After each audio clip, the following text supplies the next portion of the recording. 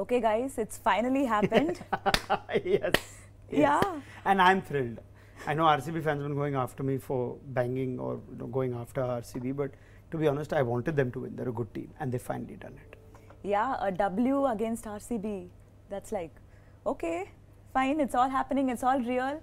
And the biggest RCB fan in the building, what do you have to say about it? Exactly, to all of you who've been hating on us, we've been waiting for this to happen. Yeah, absolutely. And the tournament seems so much more exciting now that all 5 teams do have a W against them. Yeah. To me, the most impressive bit, despite what we thought was an easy chase, they managed to RCB their way through the first 10 overs. 60 for 4 and 9, and we're thinking, oh God, are they going to mess this up? It's going to be the same show again. But so impressively, Kanika Ahuja, who's hardly had a bat, Shriyanka Patil at the end, and Richa Ghosh, who might be an India international but is still 19. And this is what we discussed about RCB, that the international players have come to the party enough. Alice Paris had a good game, Heather Knights had a few good games, but they have not had their Indian players stand up. And the day the Indian players, even a couple of them stand up, you could see the difference. Yeah, and Kanika Ahuja coming back after, you know, taking a break because of illness and coming out and doing this, it would give them a lot of confidence. And they do have few things, I mean, things can go in their way and they can still make it to the final and win this. Like Exactly. And it's in their hands though, isn't it? It is, because as weird as it may sound for a team that just finally won a game for once, look at their remaining games. And I've been saying this for a while. So they've got Gujarat Giants next, who can be beaten. Yeah, absolutely. Their last game is the tricky one. You look at it on paper, Mumbai Indians, and you feel, how will RCB ever beat Mumbai Indians? But it's so strange. Mumbai Indians are playing a game at 7:30 p.m. and the very next day at 3:30 p.m. they rock up to play who? RCB. And there's a good chance they'll already be secured of their final berth. They are pretty much done anyway. Yeah, so then they may also take that game easy. Exactly. That will be game number 8, playing with less than effectively a 12-hour turnover. So there could be rests involved. So this is a great story for RCB. I'll just add, when we're talking about all these India names, in that first innings, Asha Sobhana with the ball. I know you guys mentioned on the last time the RCB had a game that she bowled well. This time, 2 wickets. We see 2 wickets. You look at those missed chances. She could have had Grace Harris, stumping miss. She could have had Deepti Sharma, second ball, catch dropped. So she could have had a 4 for here. UP would have probably hardly made 100. So that too. So just adding to your point about, you know, the Indian stepping up along with that heavyweight international core. And now they need to just be like a cohesive unit.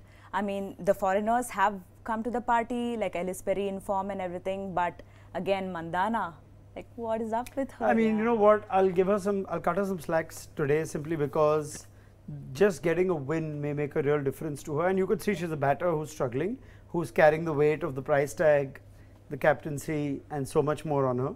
But tactically, while we've been critical of Mandana the captain, tactically I think she was very good today because she tried something different. You can't keep doing the same thing expecting different results. And I was flummoxed to see Sophie Devine bowl 4 overs with a new ball. She's done that once for New Zealand in 15 innings, right, in T20Is. So it's not something you expect Sophie Devine to. I don't think when you bought her, you said, this is our new ball 4-over bowler. But clearly, they identified that Renuka Singh is a problem, and that continues. And we can't keep hoping for something different by trying Renuka. So let's try something different today. And Sophie Devine had her impact or her say with the ball early on, and that kind of set the trend. You get Alyssa Healy early and you suddenly feel like a different team. So well done to Smriti the captain, in spite of Smriti the batter being out of form, in spite of Smriti feeling the pressure. So I'll give her some points today, and it wouldn't surprise me if in these last few games that you mentioned, Yash, that now we see the best of Smriti Mandana, the batter. You knew at some level it needed divine intervention. Oh my, I'm going, enough. No, not happening. The Shobna Asha point is also a good one, because as we continue this trend of looking for players who make a genuine claim to be part of the India setup. And there is clearly a dearth for a leg spinner, right, after Poonam Yadav, and there is no leg spinner who claims a place in the squad. So it's nice to see Shobna Asha. She has areas of improvement certainly to work. We won't get carried away by one performance, but today was the best we saw of her. Speaking of leg spinners, UP have promoted their leg spinner to the role of opener in the last few games in Devika Vaidya. But there's a weird usage of Shweta Sehrawat, who you, Ronak, have seen so closely at the Under-19 World Cup. I'm flummoxed to see her. I mean, this is the second time, by the way. I'm stunned to see her at number 8, I think, today, or 7. The last 2 games, number 8. Sehrawat was the leading run scorer at the Under-19 World Cup, which I had the good fortune of covering. And I saw her as one of the unique batters, not just for India, but through the tournament, because this is a batter that fancies the offside game, something that has worked so well for Harmanpreet Kaur. And most batters tend to clear their front leg and want to go leg side. So when you have a batter strong on the offside, she's tailor-made for the power play. She's tailor-made for opening, and she is a natural opener. That's where she plays for Delhi. So I think UP have kind of overthought this, or outsmarted themselves, or just shot themselves in the foot. Because if you're playing an under-19 player, which not too many teams play, you must play them in their position. The worst thing you can do in any format is play an under-19 player out of their role, out of their position, and they missed a trick with Sehrawat for sure. Yeah, I think Alisa Healy has told before that why Devika Vaidya is coming at the top of the order is that she has seen her batting, and it's been like it's been great. But at the same time, she wants to get more out of Devika Vaidya.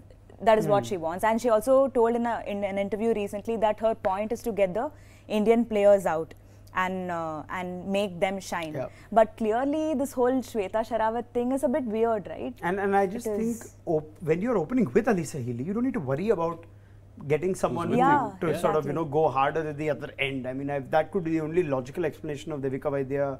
Or the fact that they want some variety at the top of the order, whatever it may be, but it makes complete sense to open with Sehrawat. So yeah, they certainly missed a trick today, and I think the fact that they started so poorly with the bat, it set the tone. Maybe RCB made hard work of the chase, but the game was pretty much decided in the first 6 or 8 overs of the first innings.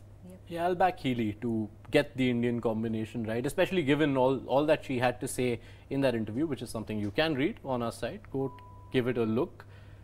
But I'll want UP to keep losing so that this tournament is a little more exciting. I'll tell you what, let me make it more exciting. I think RCB will qualify. I think so. Who told you that 24 hours I'm ago? just having fun. No, I genuinely mean it, because at the start of the WPL, they were not a bad side. And they were just playing poorly, and we were doing the whole parallel with the men's team and saying, but this is RCB, superstar team, and never performing to potential. But if they get this one win, which is so important to get, and they get it at a time where they're still not out of contention, and you make the points of how this is not really all doom and gloom. All you need to do is finish well. You don't need to start well. So you finish well, and you never know. So I'm backing them to actually finish in the top 3.